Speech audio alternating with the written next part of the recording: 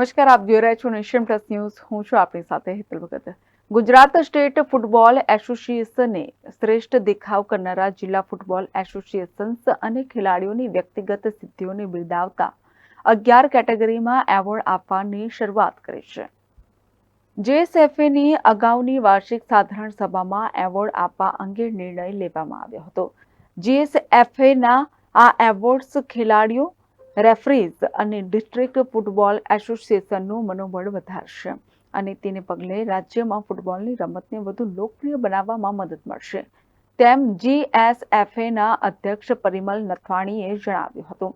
તેઓ આજે અમદાવાદ ખાતે જીએસએફએની 46મી એજીએમને સંબોધિત કરી રહ્યા હતા. તેમણે ઉમેર્યું હતું કે ગત એક વર્ષ ભારતીય ફૂટબોલમાં ગુજરાતને ગણનાપાત્ર તાકાત બનાવવાની અમારી પરિકલ્પનાને સાકાર કરવા અમારા સામૂહિક પ્રયાસોનું સાક્ષી રહ્યું છે. મને વાતનો આનંદ છે કે રિલાયન્સ, અદાણી, ઝાયડસ, ટોરેન્ટ સહિતના રાજ્યના અગ્રણી કોર્પોરેટ ગૃહો ગુજરાત ફૂટબોલને આગળ વધારવામાં યોગદાન આપી રહ્યા છે. અંતર્ગત અમદાવાદ ડિસ્ટ્રિક્ટ ફૂટબોલ એસોસિએશનને સૌથી વધુ ખેલાડીઓની નોંધણી બદલ એવોર્ડ અપાયો હતો. ઇન્ટ્રા ડિસ્ટ્રિક્ટ ટુર્નામેન્ટના આયોજન માટે બેસ્ટ ડિસ્ટ્રિક્ટનો એવોર્ડ રાજકોટને ફાળે ગયો છે અને બેસ્ટ સપોર્ટિવ ડિસ્ટ્રિક્ટ એવોર્ડ ભરૂચને એનાયત કરવામાં આવ્યો છે, જ્યારે બેસ્ટ પરફોર્મિંગ એક્ટિવ ડિસ્ટ્રિક્ટનો એવોર્ડ ભાવનગર ડિસ્ટ્રિક્ટ ફૂટબોલ એસોસિએશનને મળ્યો હતો.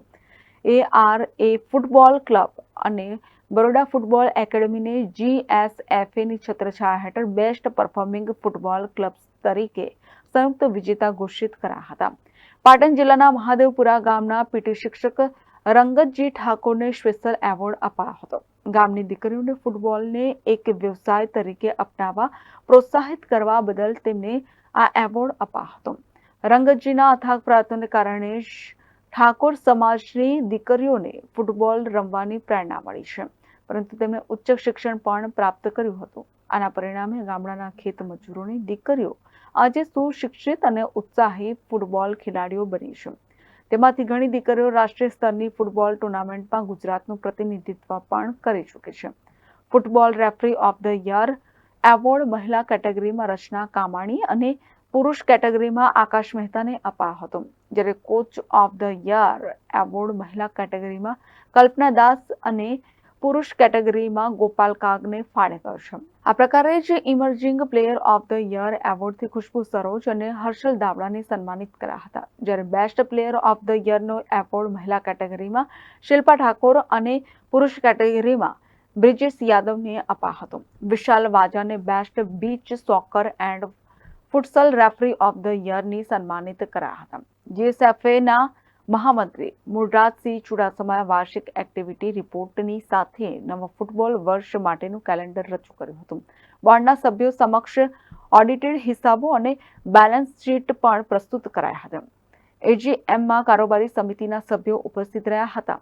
જેએસએફએ દ્વારા વિવિધ વય જૂથોમાં છોકરા અને છોકરીઓ માટે વિવિધ આંતરજિલ્લા ટુર્નામેન્ટ્સનું આયોજન કરાયું હતું. આમાં બ્લુ ક્લબ્સ લીગ નોંધપાત્ર છે, જે 7 અને 12 વર્ષની વચ્ચેના વય જૂથો માટે પાયાની ફૂટબોલ ગેમ છે. તેમાં 23 જિલ્લાના 5000 ફૂટબોલ ખેલાડીઓએ ભાગ લીધો છે અને આ ટુર્નામેન્ટે ગુજરાતમાં ફૂટબોલના ભાવિ માટે ઘણી આશાઓ જગાવી છે. અને એક પ્રગતિશીલ એક્ટિવિટીના ભાગરૂપે જીએસએફએ દ્વારા પ્રથમવાર ગુજરાત સુપર લીગનું સફળતાપૂર્વક આયોજનનો પ્રયાસ કરાયો હતો. જીએસએલએને રાજ્યના ઉદ્યોગ સાહસિકો અને ઉદ્યોગપતિઓ તરફથી અભૂતપૂર્વ પ્રતિસાદ સાંપડ્યો હતો. GSFA futsal club championship 2023-24 Khelo India women's football league, Gujarat beach soccer team selection trials વગેરે અન્ય ઇવેન્ટ્સ છે, જેણે જીએસએફએને ગત વર્ષે વિવિધ કેટેગરીમાં એઆઈએફએફના 3 એવોર્ડ જીતાડ્યા હતા. એજીએમએમાં જીએસએફએના ઉપપ્રમુખ હનીફ જીનવાલા, પ્રદીપસિંહ વાઘેલા, જિગ્નેશ પાટીલ, ગુણવંતભાઈ ડેલાવાલા અને અરુણસિંહ રાજપૂત ઉપરાંત મુળરાજસિંહ ચુડાસમા, ખજાનચી મયંક બુચ તેમજ જીએસએફએ સાથે જોડાયેલા 33 જિલ્લા ફૂટબોલ એસોસિએશનના પ્રતિનિધિઓ ઉપસ્થિત રહ્યા હતા. Bureau report, nation plus news, Ahmedabad. સમાચારોના સતત અપડેટ મેળવવા માટે અમારી નેશન પ્લસ ન્યૂઝની યુટ્યુબ ચેનલને સબસ્ક્રાઇબ કરો, બેલ આઇકન દબાવો અને જોડાયેલા રહો ફેસબુક, ઇન્સ્ટાગ્રામ અને ટ્વિટર પર.